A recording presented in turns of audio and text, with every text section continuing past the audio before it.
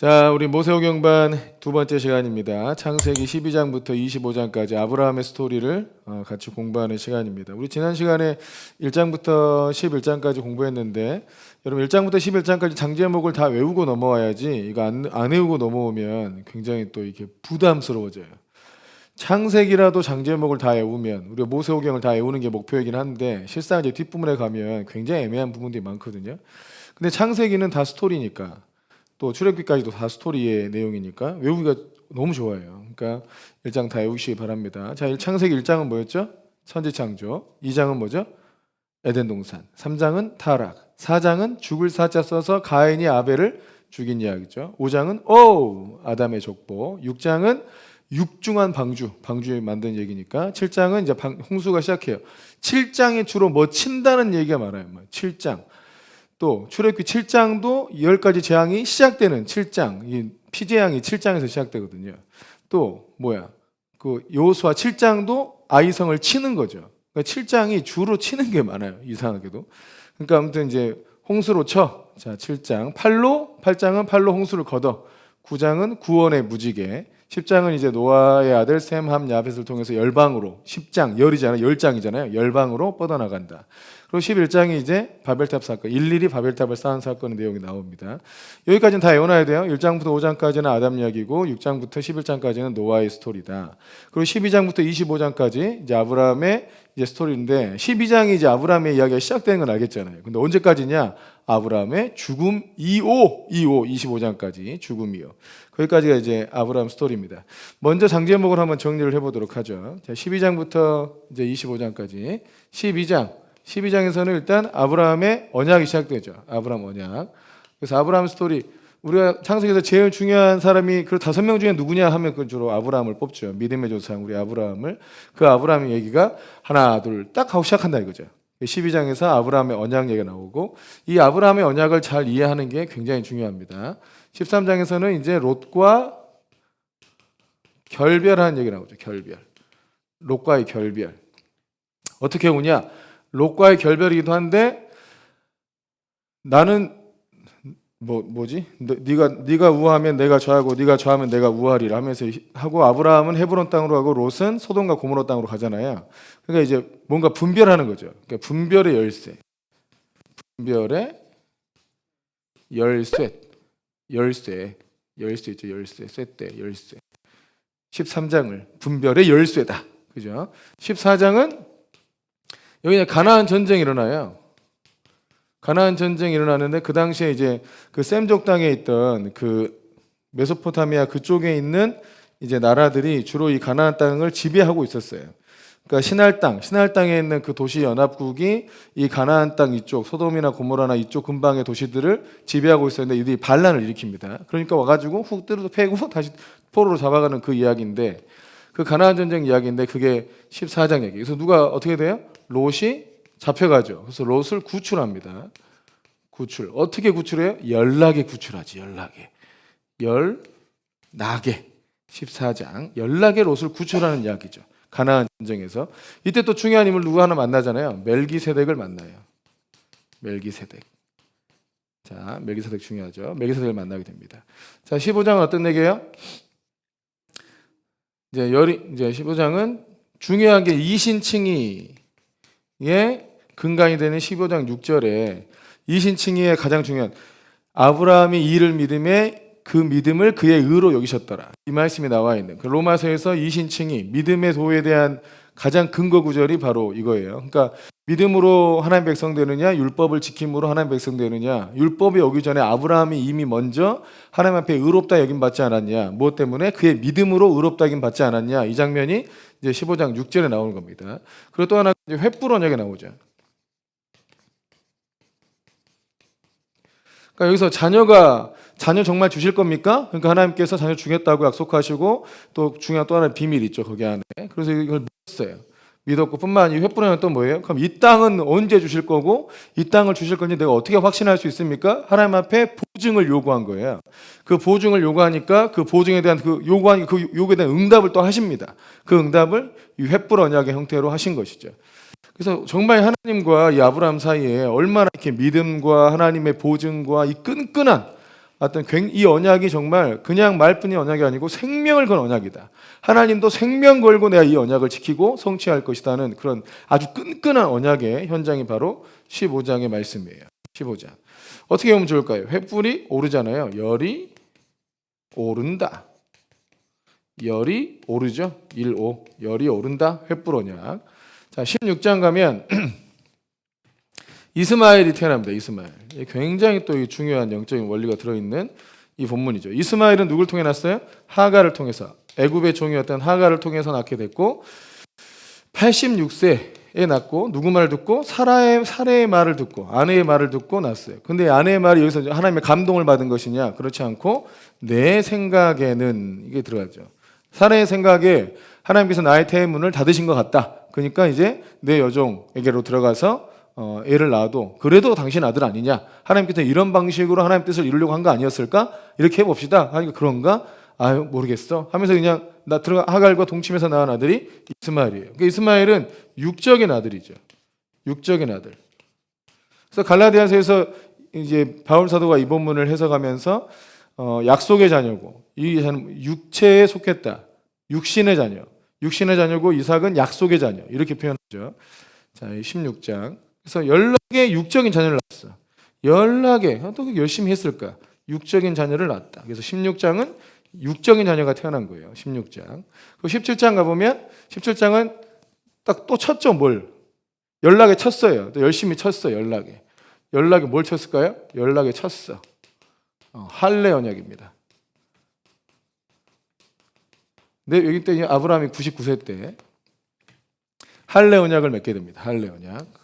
또 18장은 그 유명한 한 팔 들고 한 팔 들고 중보기도 하죠. 무슨 일이 있었어요? 소돔과 고모라를 주께서 멸망시키려고 할 때 누굴 구하려고 기도한 거예요? 롯을 위한 중보기도죠. 글씨가 정말 더 예쁘게 써봐야지. 자, 19장은 한 팔 들고 중보기도 했고 19장은 또 열로 구워요. 열로 구워. 자, 천천히 하자. 글씨 예쁘게 쓰자. 자, 열로 구워. 무엇을? 소돔과 고모라가 멸망합니다. 소돔과 고모라 멸망할 때 누가 나와요? 그래도 하나님께서 아브라함의 기도를 들으시고 누구를 구해줘요? 롯을 구해주죠. 롯이 나오죠. 롯이 구출되고 아내는 소금 기둥되고 그리고 롯의 두 딸이 이제 아버지와 동침해가지고 모압과 암몬 자손을 낳게 되죠. 암몬 근원이 됩니다. 그리고 20장. 20장은 또 두 번째 뻥 치는 장면이 나옵니다. 두 뻥. 첫 번째 뻥이 어디 있었어요? 12장에서 아브라함이 이제 애굽에 내려갈 때 자기 아내를 이제 누이라 속여서 자기 생각대로 안전하게 지키려고 했던 거죠. 두 번째 뻥을 쳐요. 이번 아비멜렉에게 또 두 번째 거짓말 했는데 이번에는 이제 아비멜렉의 집에 하나님께서 저주를 내리죠. 그 태를 다 닫아버려요. 그래서 아브라함이 그때 아브라함을 선지자라고 주께서 소개를 합니다. 이때는 아브라함이죠. 아브라함을 선지자라고. 그가 기도하니까 그걸 용서해 주시는 거예요. 두 번째 뻥치는 장면. 자, 21장은 어떤 내용이죠? 둘이 만나가지고 하나를 낳았어요. 이삭이 나옵니다. 이제 이삭 출생. 그러니까 아브라함은 이삭 출생의 사건을 통해서 하나님은 정말 보이지 않는 것을 있는 것 같이 부르시는 주님이시구나. 주님이 말씀하시면 그것은 이미 있는 것이구나. 그리고 때가 되면 나타나는구나. 때가 되면 도대체 이 때가 언제일까? 이제 이런 걸 찾는 거지. 우리의 또 이제 하나님 말씀 약속을 믿는 건 당연하고 그 약속이 언제 이루어질 것인가? 그 이루어지기 위해서 우리는 어떤 수준이 되어야 할 것인가들을 좀 이렇게 우리가 연구하고 공부할 필요가 있는 거예요. 자, 하나님 약속하신 대로 아브라함이 100세가 되었을 때 이삭이 출생하게 됩니다. 이 할례 언약 이때가 99세 때였고 이때 아브라함 이름이 바뀌죠. 아브라함으로. 아브라함은 존귀한 아버지라는 뜻이고 아브라함은 열방의 아비라는 뜻이에요. 사레가 사라로 바뀌고 마찬가지로 열방의 엄이라는 뜻입니다. 22장은 그 유명한 뭐예요? 모리아에서의 아브라함을 시험한 여호와 이레 사건, 모리아산에서 이삭을 번제로 바친 이삭 번제 사건이 있죠. 이삭을 데리고 둘이 올라갔어요. 모리아산에. 22장 이삭을 데리고 둘이 올라갔다고요. 자, 이삭을 데리고 둘이 올라갔다고. 모리아산에 22장에 모리아산 사건이 나타나고 이때 여기서 하나님께서 이제야 네가 나를 진짜로 경외하는 줄을 내가 알겠다 하는 그 장면이 나온 것이죠.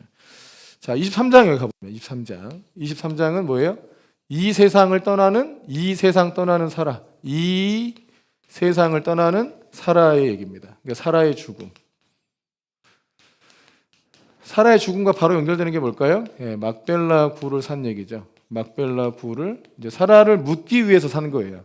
막벨라 굴을 값어치로 산 얘기. 24장은 이제 주로 이사가 하는 얘기. 이사가 누가 이사일까요? 리브가, 이삭의 아내 리브가가 이사 오죠. 사라가 죽고 이삭이 이제 외로워진 거예요. 이삭이 주로 어머니하고 얘기하고 어머니 도와주고 돌봐주고 했는데 어머니가 돌아가시니까 이삭에게도 이제 아내가 필요했어요. 그래서 이삭이 아내 리브가를 구하러 이제 데려오려고 아브라함이 그 충성스러운 종이었던 엘리에셀을 보내잖아요. 그래서 하나님의 인도하심을 받아서 리브가가 또 믿음으로 그대로 그냥 뭐 오래 있지도 않고 그냥 그 다음날 바로 그냥 이제 믿음으로 오게 되는 거죠. 하루 만에 이사 온 얘기가 여기 있네. 하루 만에 이사 온 얘기가. 자, 25장 이제 여기서 이제 아브라함이 그두라라는 후처를 얻는데 이 그두라라는 후처를 얻고 다 그 아들들에게도 다 이제 유업을 줘서 동방으로 보내요. 멀리 보냅니다. 원래 얘네들 고향이 동방이잖아요. 동방으로 다 보내고 근데 이 땅 가나안 땅은 하나님께서 아브라함과 그 자손 영적인 자손에게 하나님 나라를 세우기 위해서 주신 그 언약으로 인해서 방해받지 않도록 하기 위해서 다른 구두라를 통해서 낳은 아들들은 전부 동방으로 보내고 유업을 다 주고 그리고 이삭에게 이 땅을 주기 위해서 다 보낸 것이죠. 여기서 또 이제 아브라함이 죽습니다. 향년 175세에 죽죠.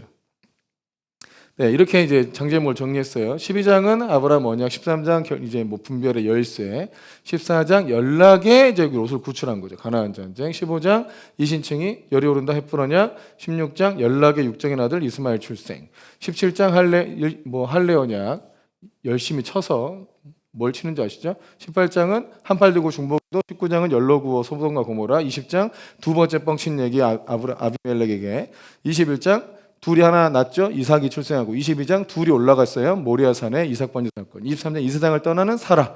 24장에 이제 이사한 얘기죠. 리브가가 이제 이사 와서 이제 결혼한 얘기. 25장은 이제 아브라함의 죽음에 대한 이야기다. 장제목 한번 정리하시기 바랍니다. 우리 창세기 12장 말씀을 함께 공부하도록 하겠습니다. 우리 창세기 12장에서 제일 중요한 일단 창세기 12장의 제목은 아브라함의 언약에 대한 이야기인데 창세기 12장 1절, 2절, 3절을 이해하는 게 이 전체 성경을 이해하는 데 제일 중요해요.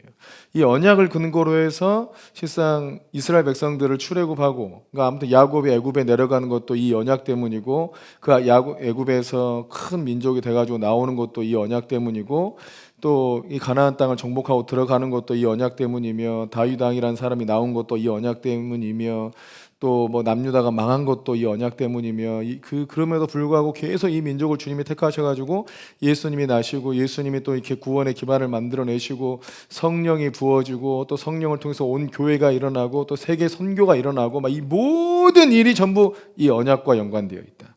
전부 이 아브라함의 언약에 의하여 하나님께서 아브라함과 맺은 그 언약으로 인해서 계속 이 일들을 풀어내시는 거예요. BC 20년입니다. 20년이래. BC 20세기. BC 20세기에 일어난 일이 아브라함은 그럼 아브라함의 언약이 도대체 어떤 내용이냐? 언약은 항상 뭐뭐 있다 했죠? 조건이 있어요. 언약은 조건과 약속이 있어요. 그러니까 우리가 해야 될 건 이거예요. 그러니까 우리가 이걸 할 때 언약은 우리가 이걸 하면 하나님께서 약속한 것을 주시겠다는 거예요. 운명론과 다른 거예요. 그렇기 때문에. 운명론은 뭐예요? 운명론은 이게 없어요. 운명론에서는 요게 없단 말이에요. 요게. 운명론 조건이 없어요. 그냥 너 살다 보면 앞으로 이런 일이 일어날 거야. 뭐 이렇게 생길 거야. 뭐 이렇게 얘기하지만 그게 아니에요.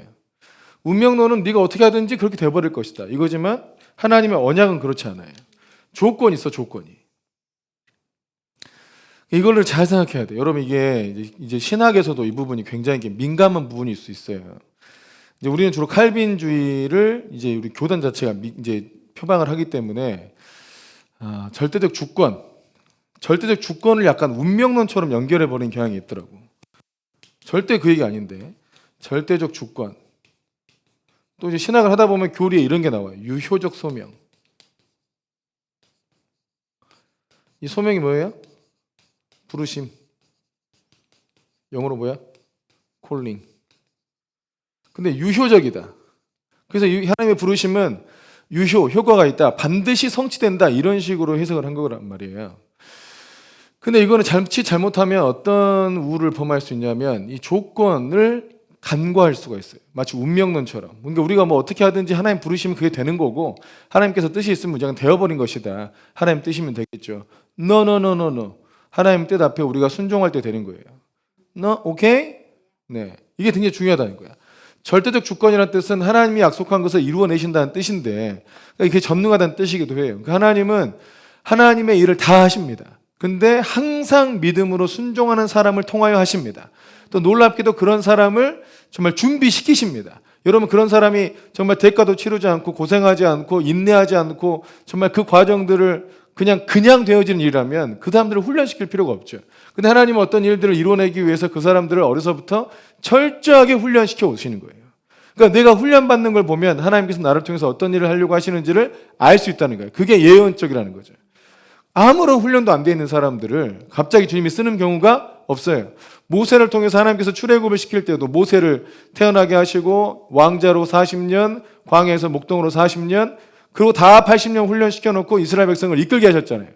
그렇게 훈련이 되니까 모세가 해야 될 일, 하나님께서 계획하신 일들을 능히 잘 감당할 수준이 된 거예요. 그래서 그 글을 쓴 것이죠. 이런 부분에 대해서 굉장히 탁월한 감독이다 생각하는 게 더 좋아요. 목자시고 감독이시다.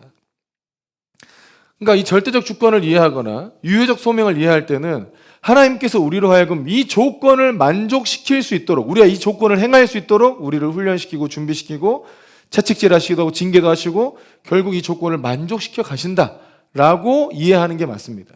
그럼에도 불구하고 우리가 끝까지 불순종하고 거역하고 끝까지 고집 피우면 안 이루어집니다. 버려버리는 거예요. 유기가 돼, 유기. 이 세상 사람들이 유기된 사람들 있잖아요. 버려진 사람들. 로마서 1장에도 버려진 사람들이 나오잖아요. 하나님이 버리신 게 아니고 그들이 마음에 하나님 두기를 싫어하고 하나님을 영화롭게 하기 싫어하고 주님을 계속해서 거부하니까 결국 하나님을 버리니까 하나님도 그들을 버릴 수밖에 없게 된 것이죠. 이스라엘 백성도 내가 너희를 버린 것이 아니고 너희가 나를 버린 것이고 사울왕을 주께서 버리실 때도 사울왕이 하나님 말씀을 버렸기 때문에 하나님께서 사울왕을 버릴 수밖에 없었던 거죠. 그가 하나님이 계속 말씀하시고 계속 은혜를 줘도 하나님의 뜻에 합당하게 통치할 생각과 가능성이 전혀 없었기 때문이에요. 그 가능성이 있는지 없는지 어떻게 합니까? 하나님이니까 알죠. 하나님이니까 아신다고. 자, 그래서 하나님의 언약은 조건과 약속이 있다는 걸 기억해야 돼요. 그래서 우리가 약속을 잘 아는 것도 중요한데 이 조건을 우리가 알고 있는 게 너무너무 중요하잖아요. 이 조건. 그래서 여러분 하나님의 약속은 전부 이 조건을 통해서 우리가 조건을 우리 입장에서 해야 될 게 있다는 거예요. 자, 일단 아브라함 입장에서 해야 될 게 뭐냐. 자, 뭐였어요? 너의 고향과 친척과 아버지의 집을 떠나라. 자, 일단은 떠나라. 여기서 우리가 이 한국말 성경에는 잘 나타나 있지 않지만 히브리어에는 이제 번역을 하면 완전히 떠나라. 완전히 떠나라. 이게 중요해요. 너의 고향과 친척과 아버지의 집. 고향, 친척, 아버지의 집을 완전히 떠나라. 완전히 떠나라. 이게 중요해. 어떻게 떠나라? 완전히 떠나라. 이게 중요하다. 완전히 떠나라. 근데 이거를 보통 목사님들이 설교할 때 이렇게 설교해 보더라고. 익숙한 곳을 떠나라. 그런 의미가 아니에요. 익숙한 곳을 떠나라는 의미가 아니라고요. 이런 뜻이 아니야, 절대로. 근데 이거를 단지 이렇게 그냥 은인적으로 설명을 해버려요. 이런 뜻이 아닙니다. 나중에 설명할 겁니다. 그리고 또 하나는 뭐냐면 가라죠, 가라. 떠나라, 또 하나가 가라. Go. Go라는 선교회도 있더라고. Go. 선교회 이름이 Go예요. Go.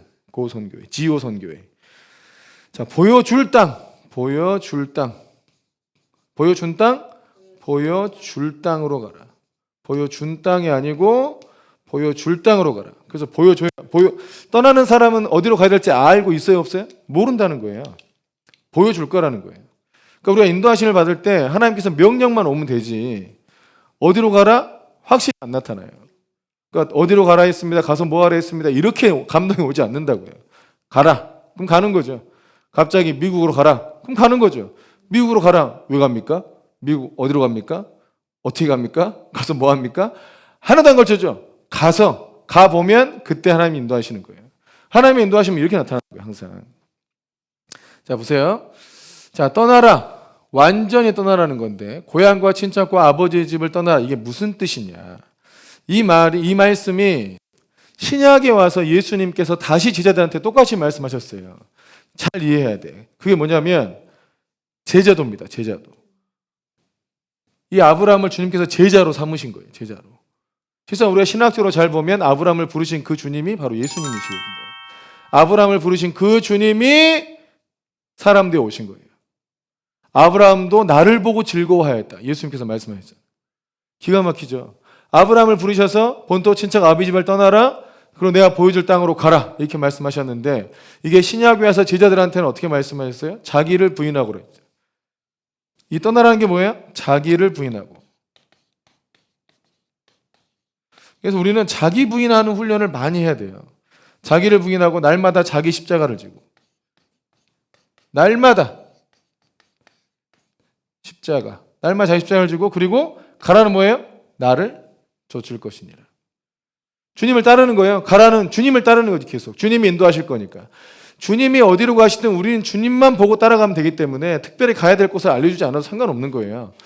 어디 가라. 그럼 그걸로 갈 거예요? 주님이 안 가도? 필요 없잖아요. 어차피 주님이 함께 가시고 주님이 앞서 가시고 결국 우리는 주님을 따라갈 거기 때문에 어디로 가라 이런 게 필요 없어요. 주님을 따라갈 거니까. 자, 봐보세요. 근데 여기서 자, 자기를 부인하는 거. 자, 떠나라. 고향과 친척과 아버지의 집이잖아요. 여기를 떠나라. 이게 뭐냐면 그 고향의 문화 있죠. 문화. 또 뭐 있어요? 신앙도 있잖아요. 그 고향의 신앙. 그 고향의 신학도 있고 철학도 있죠. 삶의 패턴 이런 거 있잖아요. 이 모든 것에 뭐에 영향을 미쳐요? 선택에 영향을 미쳐요. 선택하고 행동하는데. 신학적인 말로 순종하는데. 무엇에 순종할 것인가? 여기에 영향을 미치잖아요. 그러니까 너의 문화, 신앙, 너의 집안의 뭐 가풍, 너의 가문의 어떤 이런 일들 이게 전부 다 뭔가를 선택할 때, 이사 갈 때, 또 어디로 뭔가 학교를 갈 때 전부 영향을 미친다는 거죠. 이거를 떠나라는 거예요. 그게 자기를 부인하고예요. 자기 생각을 부인하고 내 생각에 옳다고 여기는 것을 떠나는 거죠. 뭘 사람들이 옳다고 여깁니까? 그 뭘 선이라고 여기냐 이거예요. 우리 선악과 얘기할 때 얘기했잖아요. 무엇을 선이라고 여기고 무엇을 옳다고 여깁니까? 자기 집안 사람들, 자기 가족들이 다 좋다고 여기면 하나님 뜻이 아니어도 그걸 다 좋다 여기면 그것이 좋다고 인정해버리는 거 그게 자기 생각이에요. 또 자기 집안의 할아버지 할머니가 아주 어른인데 하나님 뜻은 그게 아닌데 할아버지 할머니가 A를 원해. 하나님 B를 원하는데 근데 할아버지 할머니를 즐겁게 하고 기쁘게 하기 위해서 A를 선택했다. 그게 자기 생각이에요. 그것을 선하다고 믿는 거예요. 근데 하나님은 그것이 악하다고 그런 거예요. 하나님의 뜻이 선한 것이지 하나님의 뜻이 아닌 너희 문화의 결론 또 너희 집안의 결론 너희 사람의 권위 있는 사람의 결론 그 생각 떠난 것이 악하다는 거죠. 그래서 자기를 부인하라는 뜻이에요. 익숙한 것을 떠나라는 게 아니고 이런 말도 안 되는 얘기가 아니라 자기를 부인하라는 거야. 이 문화, 신앙, 신학, 철학 여기서 살던 걸 떠나라는 거지. 그러니까 자기 자신을 끊임없이 새롭게 바꿔야 돼. 자기를 개발해야 돼. 자기가 변화돼야 돼. 어떻게? 하나님의 생각과 하나님의 사고로 바뀌어야 된다는 거예요. 이렇게 안 바뀌면 주님의 사람이 될 수 없는 거죠, 당연히.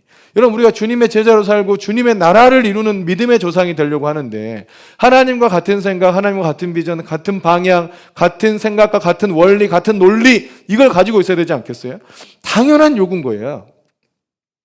이 말씀이 뭐냐면 아브라함에게 내가 단지 야 이런 복 줄게 저런 복 줄게 이거를 말씀한 게 아니고 너는 완전히 내 사람이 돼야 된다.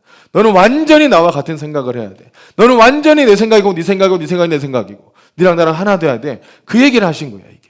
왜냐하면 내가 너를 통해서 나의 나라를 세울 거니까. 나의 백성을 키울 거니까. 내가 통치하든 너를 통하여 통치할 거니까. 너의 생각과 나의 생각이 같아야 된다. 네가 선택하는 기준과 내가 선택하는 기준이 같아야 된다. 내가 중요시 여기는 거 네가 중요시 여겨야 되고 내가 중요하게 안 여기는 거 네도 중요시 여기지 말아라. 아예 그런 패턴으로 바뀌어야 한다고 말씀한 거예요. 그게 아브라함에게 요구하신 거라고. 그래서 이사하는 거 그 당시에 큰일 날 일이에요. 그러나 주님이 옮기라 했으니까 가는 거죠. 주님이 가시니까 가는 거지. 주님께서 목적이 있으시니까 그 땅에서 나라를 세우실 거니까 나는 나라 세울 마음이 없어. 그러나 너는 나와 하나 되면 내가 너를 통하여 나의 비전과 나의 뜻을 이루어 주마. 하고 약속하신 거예요. 아브라함이 아멘하고 따라간 거죠. 아멘하고. 근데 아브라함이 이걸 다 몰랐던 거예요. 하나님께서 이토록 나를 사랑하고 이토록 나와 연합하고 이토록 나와 완전히 그냥 하나 돼가지고 주의 나라 이루기를 원하신다는 그거를 잘 몰랐던 거예요. 하나님 마음은 항상 한결같아요. 여러분 우리를 부르시는 하나님 마음도 항상 똑같아요. 아브라함을 부르실 때하고 마음이 똑같아요. 아브라함은 나와 완전 똑같은 마음 가져야 한다. 너희는 좀 안 그래도 돼. 뭐 이런 거 아니야. 그런 게 아니라 이거야. 아브라함은 완전히 자기 부인하고 자기 십자가로 나를 따라야 돼. 그럼 내가 그 나라를 줄 거야. 나의 나라를 줄 거야. 근데 너희는 좀 살살 해도 돼. 그런 게 아니라는 거예요. 아멘이십니까? 그런 게 아니야. 그런 게 아니야. 완전히 똑같아요. 자기를 부인해라. 날마다 자기 십자가 져라. 내 생각대로 내가 누구를 기쁘게 하고 있는가? 내 사람을 기쁘게 하고 있는가? 하나님을 기쁘시게 하는가? 사람을 기쁘게 하는가? 누구의 눈치를 보는가?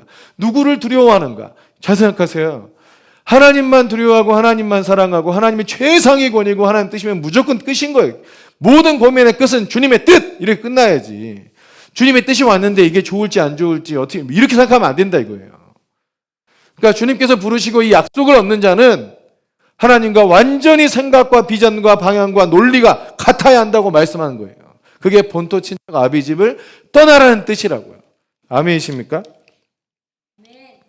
네. 그리고 우리 아버지 집의 이 모토가 뭐예요? 아버지 집에 아브라함이 받은 이 유업, 이 약속을 받도록 돕는 것이 이 아버지의 집, 우리가 하고 있는 이 아버지 집의 사명이에요. 그들로 하여금 약속을 받도록 하자. 약속은 주님이 주시는 거니까 이건 우리가 할 일이 아니야. 우리는 뭐예요?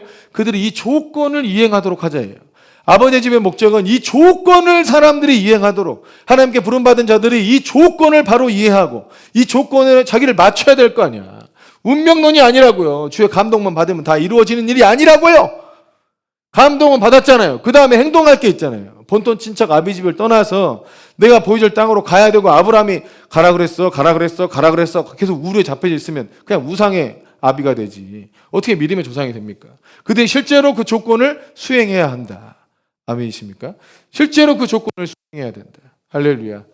그래서 이 4절에 보면 아브라함이 어떻게 갔냐? 여호와의 말씀을 따라갔고, 여호와의 말씀을 따라갔어요. 이게 키입니다. 이게 그 말씀이, 또 요한복음에서는 하나님께서 그 말씀이 곧 영이라 하셨죠.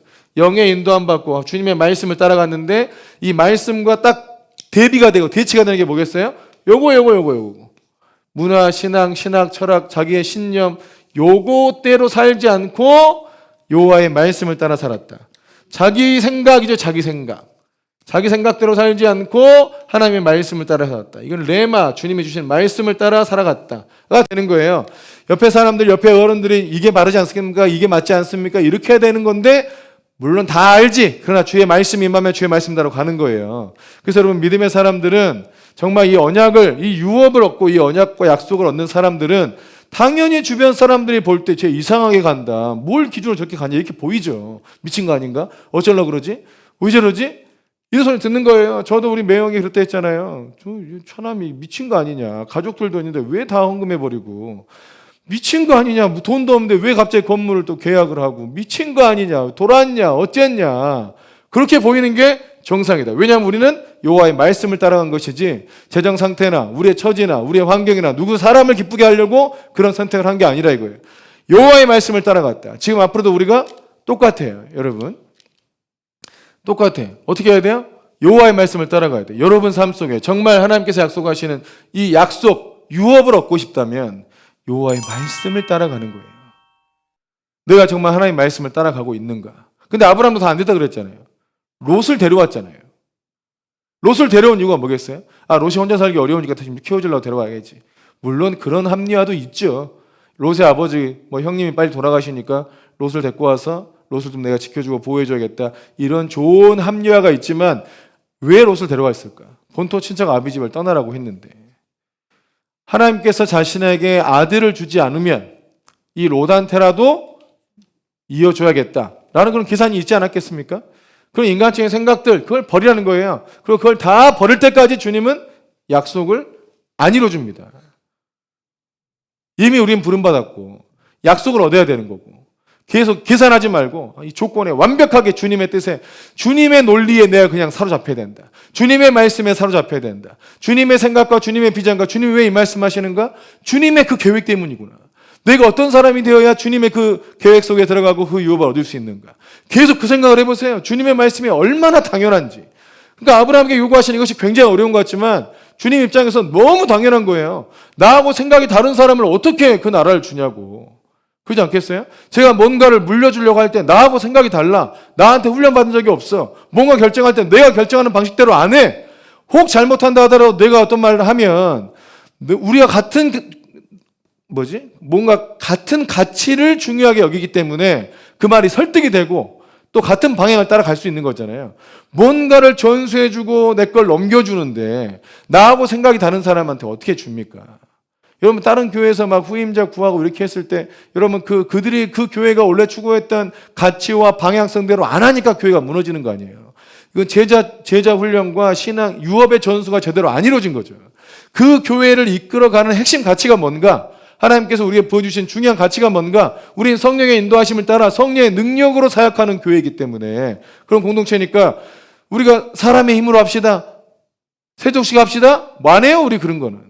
성령의 능력으로 환자를 치료하는 쪽으로 가야지. 무슨 성령 능력을 안 하고 이런 거 안 한다 이거야. 그러니까 성령의 인도하심을 따라 성령의 능력으로 사역한다. 이게 우리의 공통된 하나님께서 우리에게 보여주신 공통된 가치이기 때문에 그런 방향으로 다 돼 있는 사람이 가는 거죠. 재정은 어떻게 써요? 그냥 돈 되는 대로 돈 있으면 쓰고 돈 없으면 안 씁니까? 아니에요. 주님의 말씀이 지배하는 거예요. 주의 말씀이 있으면 가는 거고 없으면 안 하는 거예요. 있어도 돈 주님이 말씀하지 않고 쓰라 말씀이 없으면 안 쓰고 돈이 있어도 돈이 없어도 주님이 쓰라 하면 써야 되고 이렇게 되는 거예요. 우리는 주의 말씀을 따라가는 거라고. 이런 것에 완전히 훈련될 수 있도록. 왜 이것에 훈련이 이게 잘 안 되냐? 여호와의 말씀보다 다른 것을 내가 더 의지하고 있거나 다른 걸 더 가치 있게 여기고 있거나 주님이 별로 가치 없게 여기고 있는 그것을 내가 가치 있게 여기거나 아니면 더 가치를 두고 있거나 이러니까 주의 말씀에 온전히 순종을 못한다는 것이죠. 우리 아버지 집 사역은 이런 조건을 잘 갖출 수 있도록 돕는 사역을 해서 그래서 이 하나님의 약속을 누릴 수 있도록 하는 것입니다. 자, 계속 이제 아브라함의 언약에 대해서 공부합니다. 자, 조건이 있죠. 그러니까 아브라함 언약은 일단 먼저 조건이 있다는 거고 그리고 약속이 있다는 거예요. 그러니까 조건은 본토 친척 내 고향과 친척과 아버지의 집을 떠나라. 이게 뭐다? 자기를 부인하고 날마다 자기 십자가를 져라. 또 어떤 의미라고요? 완전히 너의 생각이 내 생각이 돼야 되고 나의 뜻에 동의하고 나의 비전과 나의 방향과 나의 모든 논리와 나의 가치를 완전히 공유해야 된다. 이런 뜻이라는 거예요. 단지 익숙한 곳을 떠난다는 뜻이 절대로 아닙니다. 그런 의미가 아니에요. 아시겠죠? 완전히 주님의 뜻과 내 뜻이 같아져야 돼. 그런 수준을 원하시는 거예요. 주께서 우리에게 원하시는 것은. 자, 이런 조건이 되었을 때 그때 하나님의 약속이 너의 삶 속에 풀어지게 될 것이다 하고 말씀하신 거예요. 아멘이십니까? 그러니까 우리가 주님을 믿을 때 얼마나 주님과 같은 뜻이 돼야 되는가? 이거 얼마나 중요합니까? 하나님 성경을 모르는데 어떻게 하나님의 뜻을 알겠어요? 제가 경험적으로 저도 평생을 교회를 정말 빠지지 않고 있는 예배 없는 예배 뭐 없으면 내가 만들어서도 예배 드리면서 이렇게 하면서 신앙생활을 해왔는데 자기 생각이 진짜 안 바뀌어요. 그 자기 생각이라고 하는 게 자기를 부인한다고 하는 게 정말 1, 2년 사이에 되는 일이 아니에요. 오랜 기간 훈련받아야 되는데 그것도 정확하게 찝어주는 누군가가 없으니까 계속 몇십 년을 방황하고 신앙생활이라는 게 뭘까 주님을 섬긴다는 게 뭘까 아무것도 모른 채 그냥 몸으로만 때워 몸으로만 돈으로 때우고 몸으로 때우고 이렇게 살다가 이 조건은 전혀 만족시키지 못하고 하나님이 약속하신 게 도대체 뭘까 다 죽어서 천국 가는 것만 생각하니까 답답한 거죠. 여러분 우리의 삶은 그렇지 않아요.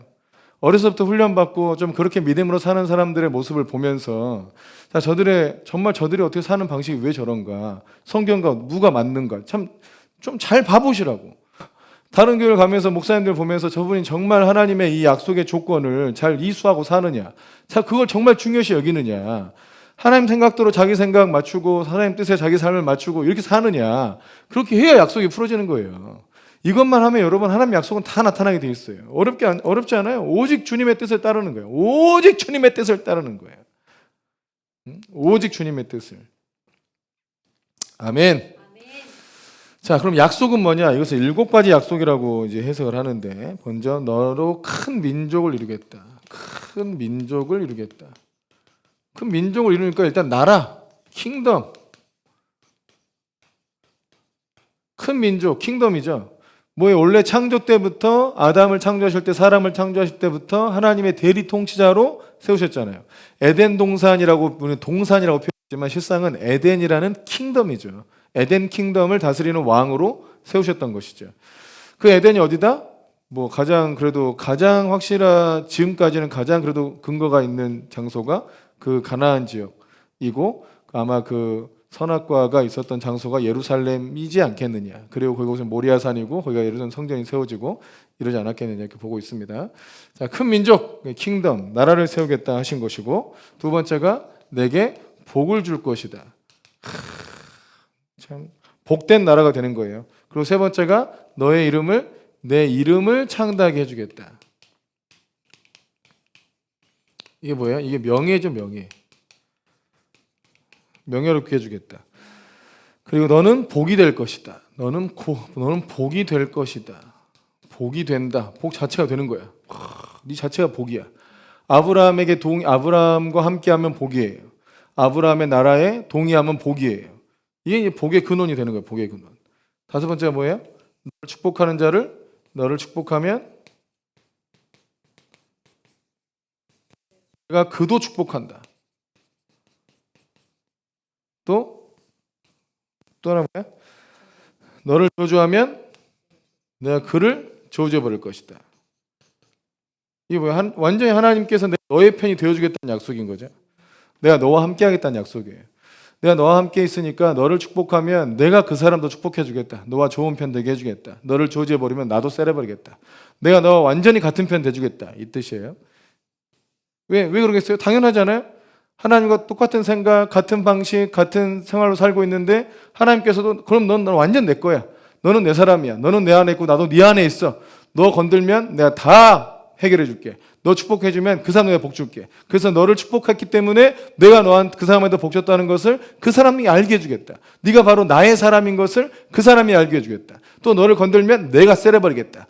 네가 바로 나의 사람인 것을 내가 보여주겠다. 증명해 주겠다. 이 뜻인 거죠. 일곱 번째가 뭐예요? 너 모든 족속이 복을 받게 될 것이다. 너를 통해서 세계 복음화, 세계가 다 복받게 될 것이다. 아멘이십니까? 이 약속이, 그러니까 우리 열방으로 하나님께 크게 쓰신다는 약속을 주고 있는 거예요. 어떻게 됐을 때? 이 조건을 만족했을 때. 하나님께서 말씀하신 대로 그대로 순종하는, 하나님 생각과 내 생각이 같아야 돼. 그래서 우리의 무대가 그냥 온 세계 모든 민족에게로 향해 있는 것이 당연한 것이죠. 이 복이 막 흘러가도록 온 열방으로 그렇게 될 줄로 믿습니다. 아멘. 믿습니다. 자, 그리고 아브라함이 여호와의 말씀을 따라갔고, 그렇게 해가지고 이제 4절에 보면 롯도 그와 함께 갔으며 아브라함이 하란 떠날 때 75세였더라. 그러니까 하란을 떠날 때 75세에 이제 가나안 땅에 도착을 했어요. 가나안 땅에 도착을 했더니 이미 가나안 땅 사람들이 살고 있어요. 자기를 위해서 뭔가 집이나 궁궐이 다 준비되어 있는 줄 알았더니 그렇지 않고 그냥 남의 땅에 들어온 거였어. 낯선 이방인이 된 것이죠. 이방인으로 그 땅에 들어가게 된 거예요. 그러니까 주의 말씀에 인도함 받고 왔더니 오메오메 이게 뭔 일이야? 처음엔 다 그래요. 또 거기다가 기근까지 나타나. 워메 이게 큰일이다. 그럼 코로나가 또 왔어. 그러니까 우리가 개척하고 어느 지역 가서 인도하셔가지고 뭘 개척하라 했는데 갑자기 막 코로나가 오고 이런 지체들도 꽤 있더라고요. 그러니까 하나님의 인도하시면 이상하지 않아요. 주여 나한테 개척하라 해놓고 갑자기 코로나를 주시면 어떡합니까? 이상하지 않아요. 성경에서 늘 그랬어요. 주께서 아브라함을 인도하셨는데 그 땅에 기근이 와. 기근이나 지나고 보내주지. 왜 기근 전에 보내가지고 같이 기근을 당하게 하냐고. 이해가 안 되죠? 그러나 하나님의 인도하심이 그래요. 원래 그런 거예요. 그러니까 내 삶 속에 뭐 하나님의 인도하심 받았더니 다 잘 될 줄 알았더니 이런 일이 생기고 어려운 일이 생기고 이런 데서 여러분 당황하지 마세요. 원래 그래요. 믿음의 조상인 아브라함도 그랬어요. 근데 그 모든 상황에서 하나님과 같은 생각을 품으라는 거예요. 그 모든 상황에서 주님이 죽으셨냐, 주님이 능력이 없냐, 주님이 날 버렸냐, 그렇지 않아요. 이 세상은 좋을 때도 있고 나쁠 때도 있고 어려울 때도 있고 막 추위와 더위와 이게 막 반복하고 난리도 아닌 세상이야. 그러나 주님이 한결처럼 우리와 함께 하시니까 너도 마음을 똑같이 해야 된다 나하고. 근데 이제 이때 아브라함이 맨 먼저 한 것이 이제 그 제단을 쌓죠. 그리고 이제 기근이 들어서 애굽으로 내려갔는데 애굽으로 내려갈 때 이제 아브라함이 애굽 사람들의 이제 그 취향을 알았던 거예요. 그 애굽 사람들의 취향을 알았는데 그 애굽 사람들의 취향이 뭐야? 어떤 여자를 좋아할까? 애들이 좀 까맣고 이러니까 사라가 좀 까맸나? 잘 모르겠는데 아무튼 애굽 사람들이 볼 때 자기 아내가 굉장히 아름다운 여인이었던 거죠. 나이가 65세였는데 물론 지금 우리의 지금 65세가 좀 다르겠죠. 아브라함이 175세, 170, 200살 약간 가까이 좀 사는 그런 시대니까 좀 너무너무 예뻐 보였던 거예요. 그러니까 분명히 자기를 죽이고 내 아내라 그러면 나를 죽이고 내 아내를 데려갈 것이다. 이런 계산을 해서 아브라함이 이제 아내하고 이제 전략을 짜죠. 이 전략을 어떻게 짜요? 내 누이라고 해라. 그럼 어쩌라는 거야? 이 방법이 13절에 보면 그대는 나의 누이라 하라. 그러면 내가 그대로 말미암아 안전하고 내 목숨이 그대로 말미암아 보존되리라. 관심이 지금 누구한테 있어요? 오직 자기한테 있어요. 오직 자기한테. 그래서 이것을 칼빈이 이렇게 해석을 했어요. 칼빈 같은 경우는 너무 좋게 많이 해석해 준 것 같아. 언약자가 자신이기 때문에, 자신은 살아야 하기 때문에, 하나님의 언약을 지키기 위해서 자신만큼은 살아야 하기 때문에 이렇게 얘기한 것이다. 요즘에 이렇게 해석하고 설교하면 돌 맞겠죠. 근데 이제 그 당시에는 이제 칼빈은 그렇게 해석을 했는데, 그런데 실상 이렇게 보기 좀 뭐하죠. 자기 누이라고 속인 것을 잘했다고 성경이 2번이나 소개했습니까? 자기 아내를 누이라고 얘기하고 자기 아내가 막 어려움을 처할 것을 각오하면서도 내가 부르심 받은 사람이기 때문에 나는 살아야 돼. 이게 잘했기 때문에 이 얘기를 한 거예요. 그렇다고 보기가 어렵죠. 그냥 미림의 조상이 하는 일은 다 잘했다 이렇게 보는 게 아니에요. 왜냐하면 이스마엘도 낳고 이런 거 보니까 아브라함이 이때 온전히 믿음으로 대단하게 따라온 거라 이건 맞지만 온전히 믿음으로 다 행한 것은 아니었던 것 같아요. 그러니까 14절에 보면 애굽 사람들이 그 여인의 심히 아리따움을 보고 바로의 고관들도 보고 바로 그 여인을 바로의 궁으로 이끌어 들였어요. 그리고 아브라함을 후대해줘. 아브라함이 양과 소와 노비와 암수, 나귀, 낙타를 얻었어요. 그런데 하나님은 아브라함의 아내 사레의 일로 바로와 그 집에 큰 재앙을 내려요. 자, 이게 주님하고 손발이 잘 맞아야 돼요. 그러니까 재앙을 먼저 내렸으면 이걸 못 받을 수도 있잖아요. 그러니까 아브라함이 받을 거 다 받고 나니까 주님께서 거기에 재앙을 내린 거예요. 그러니까 줬던 거 뺏을 수는 없으니까. 그래서 이제 그러니까 하나님 아브라함의 이렇게 참 연약한 모습이죠. 연약한 모습이에요. 아내를 누이라 속였어. 그러니까 아내를 지금 전략적으로 나는 살아야 하니까 언약자니까 난 살아야 되지 않겠어? 그러니까 너는 누이라 하자. 그래서 뭐 바로의 아내가 되고 또 그럼 또 우리 연합하고 이러면 좋으니까 막 이렇게 하면서 이런 계산이었겠느냐? 그렇지 않고 두려움에 빠진 거죠. 두려움에. 사람이 두려움에 빠졌을 때 나타나는 반응이 지 생각밖에 안 합니다. 거기 나오잖아요. 내 생명, 너를 통해서 내 생명이 보존될 것이다. 지 생각밖에 안 해요. 제가 두려움에 빠지면. 두려움에 사로잡히면 지 생각밖에 안 해. 내가 어떻게 살아야 되지? 이 생각밖에 안 해. 두려워하지 않으니까, 두려움을 이겼으니까 헌신하고 희생하는 거예요. 두려움에 빠지면 지 생각밖에 안 해. 이게 여기서 이런 상황에서 그 사람의 그릇이라는 게 드러나는 거죠. 아브라함이 하나님 나라의 유업을 얻을 만한 그릇은 이때 보니까 아니었던 것 같아. 근데 하나님께서 아브라함을 택해놓고 연약하지만 훈련시켜 가는 거예요. 계속. 훈련시켜 가시면서 이때 아브라함을 크게 책망하지 않고 되려 바로의 집을 책망을 해요. 바로는 얼마나 억울해? 이게 하나님의 인도하심이었을까? 하나님의 인도하심이었을까요? 아브라함이 아내를 누이라 속이고 거기 가가지고 바로의 재물을 가지고 오고 기근의 때를 버티게 하는 게 하나님의 인도하심이었을까요? 그렇게 보기 어렵죠. 하나님의 은혜가 있었던 거죠. 그래서 우리가 이 본문을 계속 생각하다가 야, 참 이거 재물 얻는 방법도 여러 가지다. 가지가지다. 이건 뭐 거의 하나님하고 짜고 치우는 고스톱 아니냐. 뭐 결과적으로는 물론 그런 의도가 서로 없었지만 그래서 여기서 아마 이 아브라함이 굉장히 하나님의 은혜를 이제 생각했을 것 같아요. 자기는 두려움 때문에 아내를 누이라 팔았는데 하나님께서 나의 두려움과 이것을 책망하지 않고 그 상황을 이해해 주신 것이죠. 그 상황을 그래 이해한다. 네가 두려웠을 거 이해한다. 또 처음이고 그럴 수 이해해. 그래 내가 다 지켜주고 보호해주고 너에게 기근을 버틸 수 있는 재물도 너에게 주지 않았냐. 그래서 13장에 가보면 아브라함과 또 롯도 재산이 많아가지고 둘이 같이 있을 수가 없을 정도로 굉장히 큰 거부가 된 거죠. 그러니까 기가 막히게 많이 뽑아낸 거예요. 하나님도 이 바로에게서 엄청나게 뽑아낸 거예요. 그래가지고 다시 이제 가나안 땅으로 올라와서 기근의 때를 버틸 수 있게 하신 것이죠. 자, 우리 창세기 13장 말씀 오늘 또 공부하겠습니다. 창세기 13장은 이제 뭐냐? 자, 일단 우리가 조금 아브라함의 생애를 조금 이렇게 그 기간별로 구분할 필요가 있는데 12장부터 13장 12장부터 13장까지가 거의 연결된 사건이죠. 12장에서 아브라함의 언약이 나오고 12장에서 아브라함 언약이 나오죠. 우리 언약 나오고 여호와의 말씀을 따라갔고 그리고 남방으로 내려가요. 남방으로 내려가도 되는데 이게 이제 네겝입니다. 네겝 혹은 네게브. 네겝 광야로 내려가죠. 네겝은 실상 사막이 아니고 광야예요. 그래서 거기는 사람이 없는 거지 물이 없는 것이 아니다 해서 거기에 이제 그 도시를 만들기도 하고 이 수를 연결해가지고 그런 작업을 하고 있습니다. 남방에 내려갔다가 또 아브라함의 최도의 실수 아내를 누이라고 속여서 이제 자기가 생명이 죽을 것이 두려우니까 아내를 누이라 속이지만 하나님께서 아브라함을 불쌍히 여기셔서 거기에 이제 구원에 내시면서 기근에서 살 수 있도록 재물을 이제 모아 주시는 거죠. 그렇게 해서 다시 올라와요. 그리고 13장으로 이제 올라오면 이제 아브라함하고 중요한 주제가 아브라함과 롯의 결별이죠. 결별이기도 한데 중요한 것은 분별의 열쇠다. 자, 아브라함과 롯이 너무 재물이 많아. 양과 소도 많고 또 이렇게 그래서 이 가축들이 너무 많고 은과 금이 풍부하니까 롯의 목자들하고 아브라함의 목자들이 자꾸 싸우는 거예요. 그래서 땅은 좁고 자기들은 너무 거대해졌으니까 같이 있을 수 없어서 이제 나눠야겠다. 이렇게 하는데 아브라함이 네가 롯에게 네가 좌하면 내가 우하고 네가 우하면 내가 좌하겠다 하고 이제 선택권을 먼저 주죠. 자, 이거 멋있잖아요. 선택권을 먼저 줘요. 근데 그때 롯이 어떻게 선택을 했냐는 거예요.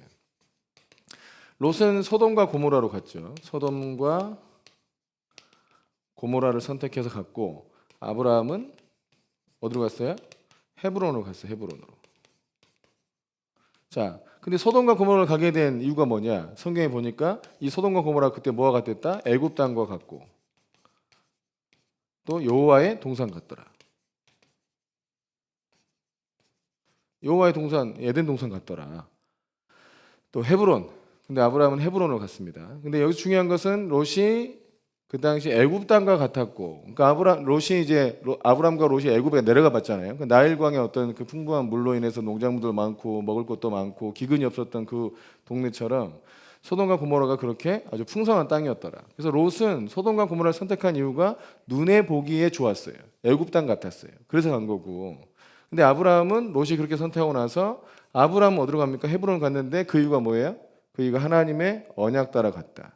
그러니까 중요한 분별의 열쇠 어떻게 분별할 것인가 할 때 내 하나님의 약속을 근거로 해서 선택을 하는 것이냐, 하나님의 약속이냐, 혹은 아니면 자기의 욕심이냐, 이 세상 욕심이냐, 이걸로 분별하는 겁니다.